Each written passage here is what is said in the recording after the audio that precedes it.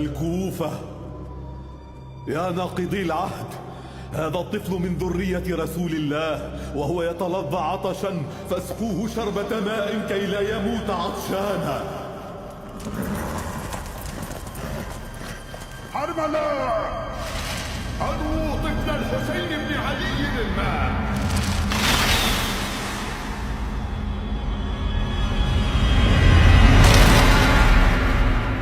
ربنا تقبل هذا القربان من عبدك.